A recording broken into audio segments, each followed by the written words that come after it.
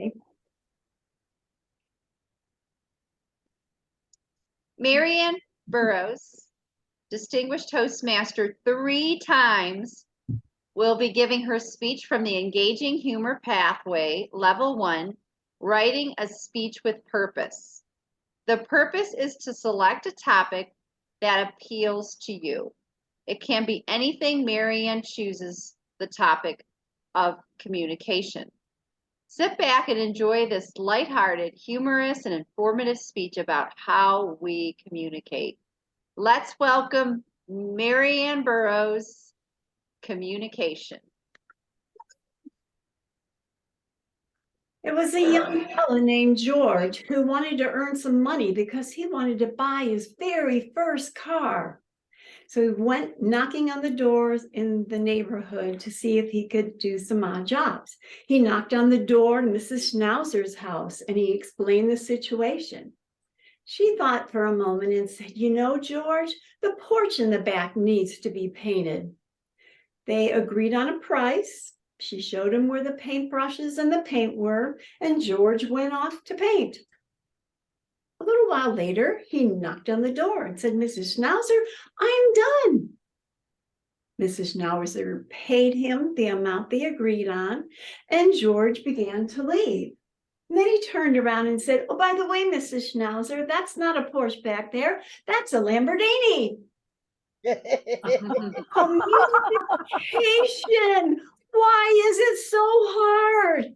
You think you tell something to someone and you think they listen, but it doesn't happen. Well, the definition of communication is to relay information from one person to another person, either verbally, with gestures, or with the written word. But in order to make that connection from one person to the other person, we have to connect. But not everybody processes information the same way.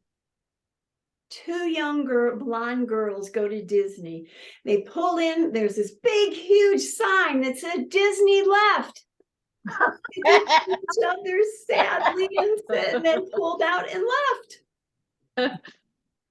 Why is it so hard?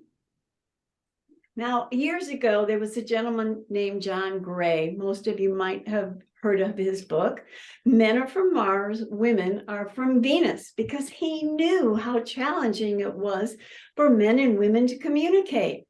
So he wrote this book to close the gap and give different tools to help the couples to communicate better. Now, personally, I think he should have written another book, a sequel, called "What Planet Are Kids From?"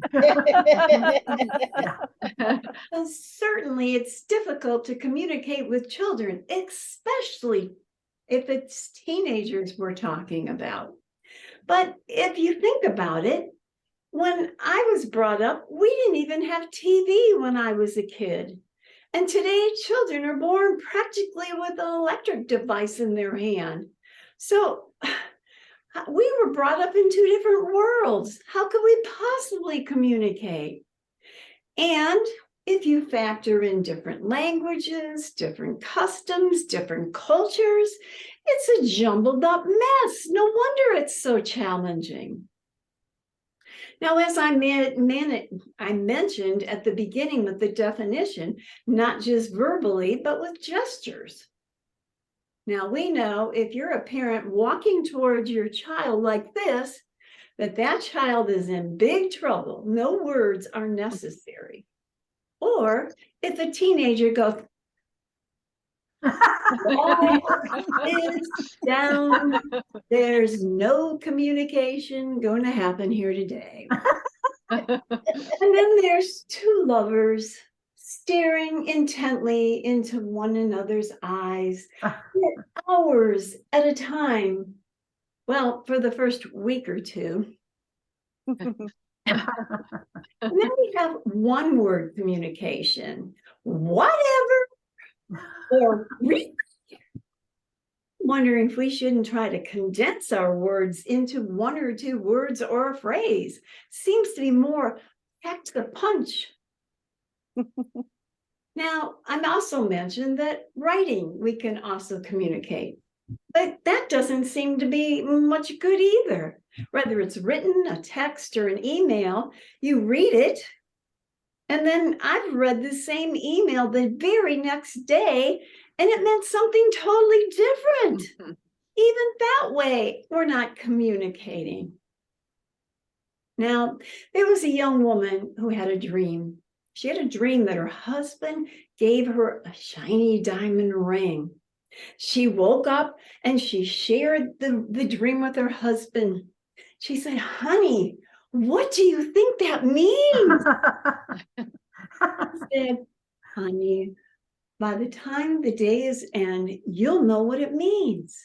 Oh, all day she was on cloud 9, visualizing that diamond ring. Her husband came home, handed her a package. She expected a package like this, but it was more like this. She unwrapped it, and it was a book. And the book said, "Dream interpretation." Now, no, he actually gave her what she asked, because she asked, "I wonder what it means." In her mind, she was getting that shiny diamond ring. Now, I have a friend named Bernie. Bernie had been married a couple times, so he decided he was really going to commit this relationship to good communication. So he created this formula called stop, look, and listen. He decided every time his wife had anything to say, no matter where she was in the house, no matter what he was doing, he was going to stop, walk over to where she was, look her in the eyes, and really listen to what she had to say. Now, my guess is their communication was probably coming together a little bit better. But how many of us are going to take the time to commit to a relationship with that much focus?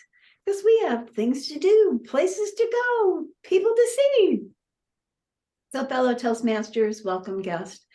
At this time in the speech, you would normally have a call to action on how to improve your communication skills. But instead of that, I just want to tell you, I told you I was going to talk about communication. And I think the reason we have so much difficulties with communication is because it's really hard to communicate. Toastmaster. Great job, Mary.